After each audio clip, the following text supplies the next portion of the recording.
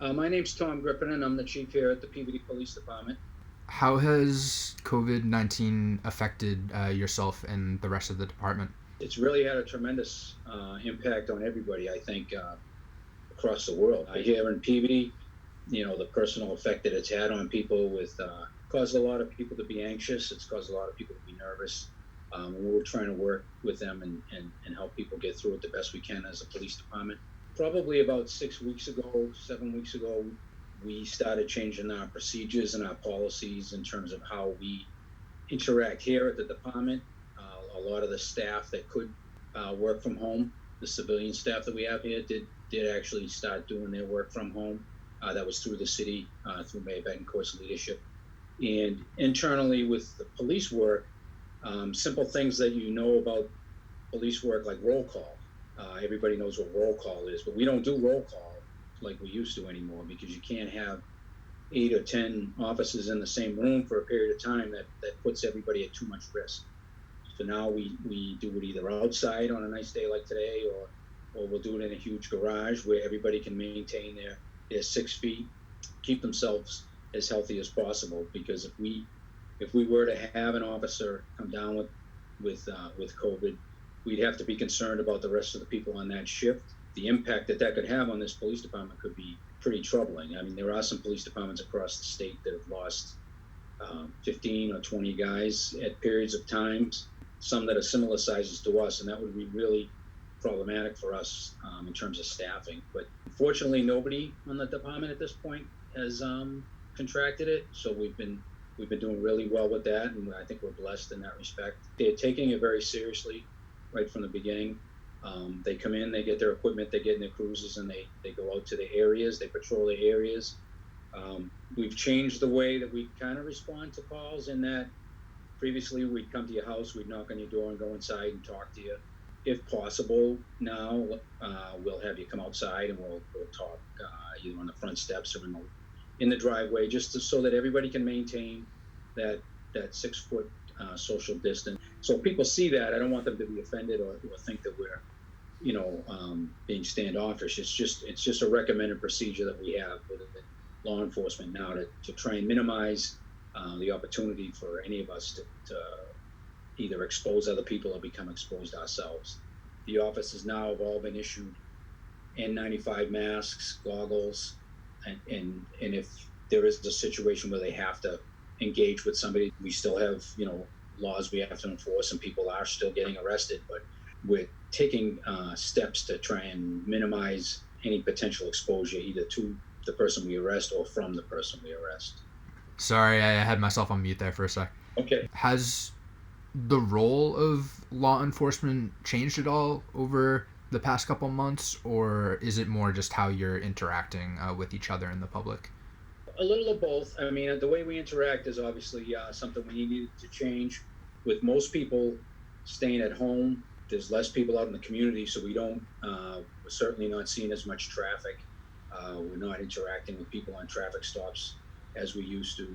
In terms of our role, we've taken on a lot of the responsibilities that the court used to have in terms of arraignments, and I mean, the court's basically closed, so anybody that might need a restraining order or any of those types of events, those are all happening now here at the police station, at least until the courts open up. We've had to adapt ourselves in terms of how we deal with that, and a lot of that's occurring the same way this interview's occurring now, where arraignments right out back in our lockup, whereas in the past, we'd just bring that person up to court and they would handle that up there. A lot of times now, if you come into the police station, you won't be interacting with a police officer face to face. We have some glass that's always been in place, but we're starting to utilize it more, both just to minimize any close contact. The other thing that's changed is previously we used to be able to, if we had prisoners that were going to be held on bail or stay for a period of time, they'd be taken up to the House of Correction, and the Sheriff Coppinger would hold them so that we didn't have to keep them here. Well, they can't do that right now. We end up having to monitor our prisoners here, sometimes for 2 or 3 days, depending on if it's a long weekend or weekend. So those are things we used to have to do that we got away from, but now we have to get back to doing that kind of stuff. So there's a little bit more work that's been put on us in that respect, but there's kind of less work when it comes to us interacting with the community, because the community is in their houses basically right now and not out and about, which I think is going to change kind of soon when the weather gets better. And that creates some issues for us because we have to enforce the large groups and playing basketball and that type of stuff, which we don't want to end up being confrontational with people, but some people just aren't, or at least previously weren't getting the message that you need to stay away from each other until this passes, because you don't know how quickly and easily you could get a whole group of people very sick.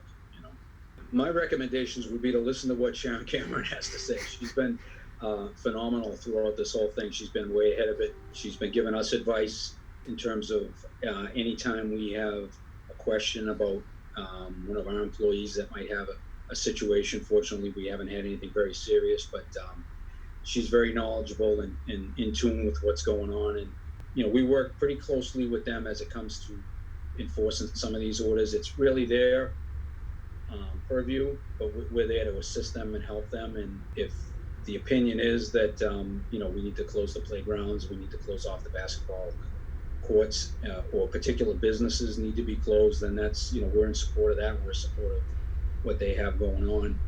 I know people getting stir crazy being locked inside their houses, and believe me, we come to work, but we're also at home in that same scenario ourselves, and so we kind of understand where you're coming from, but we have a job to do, and we're just trying to help everybody get through this in the safest and quickest way possible. And sometimes we might have to ask you to leave the park, or if you're running a small business that shouldn't be open, we might have to ask you to close, and we just ask you to understand where we're coming from and just comply with us without too much resistance. I would like to thank everybody that's reached out to the department, helped us out, and helped us get through this. We've gotten a lot of nice letters and emails and things like that. People are very supportive of, and they always have been, but in particular in times like this, it really makes the guys' morale go up when they know that what they're doing, people appreciate, and that means a lot to them. I just think that hopefully we're on the other side of it, and we're getting close to the end, and we'll be able to loosen up some of the restrictions, and hopefully we do it in a way that doesn't create another wave of this. But I think we just need to listen to the people that are more knowledgeable in this, like the health agent and the medical people that the governor listens to, and follow their direction. And I think if we do that, everybody will get through this, and it'll be something to talk about for years and years and years to come, I'm sure. But hopefully everybody's doing okay and staying safe, and we'll get through this together.